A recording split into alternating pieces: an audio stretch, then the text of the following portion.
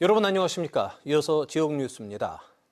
오늘 오전 11시 30분쯤 강원 강릉시 성산면 영동고속도로 서울에서 강릉 방향 대관령 휴게소에서 80대 여성 운전자가 몰던 차량이 휴게소 내 상점으로 돌진했습니다. 이 사고로 식당 안에 있던 3명이 골절 등으로 크게 다쳐 인근 병원으로 이송됐고 7명이 가벼운 부상을 입었습니다. 부상자 가운데는 한성대 국제여름학교에 참석한 외국인 5명도 포함됐습니다. 운전자는 음주나 약물을 복용한 상태는 아닌 것으로 파악되고 있고 경찰은 정확한 사고 원인을 조사하고 있습니다. 지난달 강원 지역 소비자 물가 지수가 117.9로 전년 동월에 비해 2.4% 상승했습니다. 강원 소비자 물가지수 상승률은 지난 5월 1.9% 상승하면서 6개월 만에 1%대로 내려갔지만 곧바로 2%대 상승률로 다시 전환됐습니다. 전국적으로 물가 상승률이 2%로 올라서자 정부는 휴가철 물가와 여름 배추 가격 등을 예의주시하며 체감 물가 안정에 주력하고 있습니다. 학생 학력 향상과 맞춤형 교육 지원을 위한 2025 강원 학생 성장 진단 평가가 실시됩니다.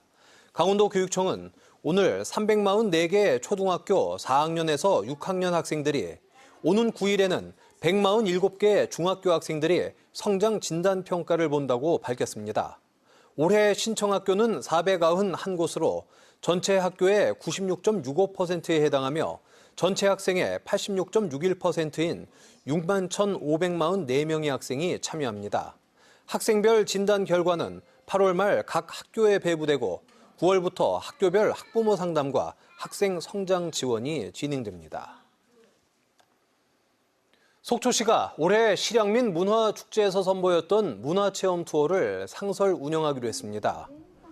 실향민 문화체험 투어는 지난달 13일부터 15일까지 향토 문화 전문가의 해설을 들으며 아바이 마을과 실향민 관련 주요 장소를 방문하는 것으로 진행됐는데 총 4회에 걸쳐 122명이 참가했습니다.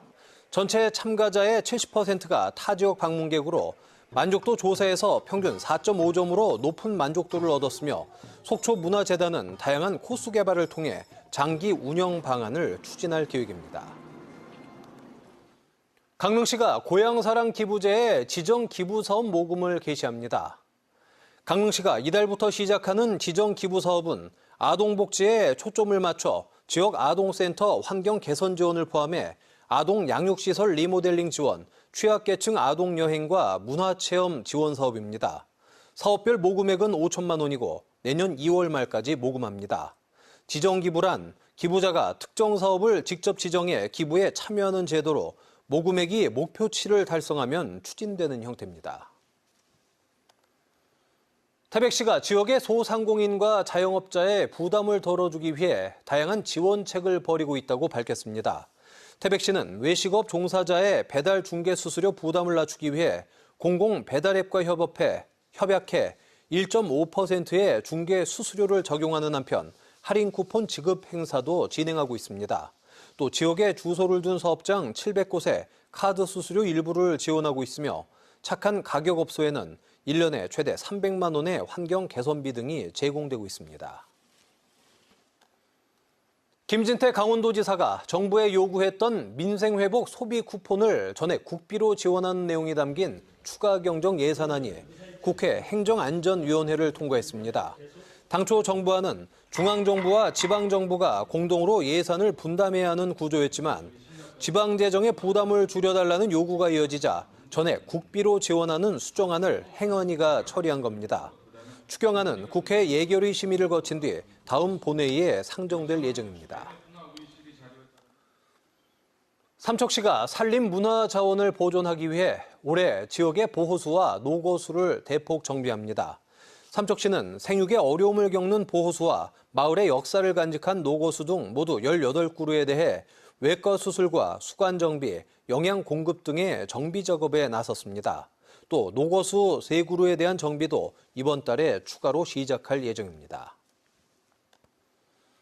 고성군이 여름철 집중 기부 캠페인을 추진합니다. 강원사회복지 공동모금회가 주관하는 이번 캠페인은 오는 15일까지 폭염 등 혹서기 재난에 취약한 이웃을 지원하고 지역사회 나눔 문화를 확산하기 위해 진행됩니다. 뉴스를 마칩니다. 고맙습니다.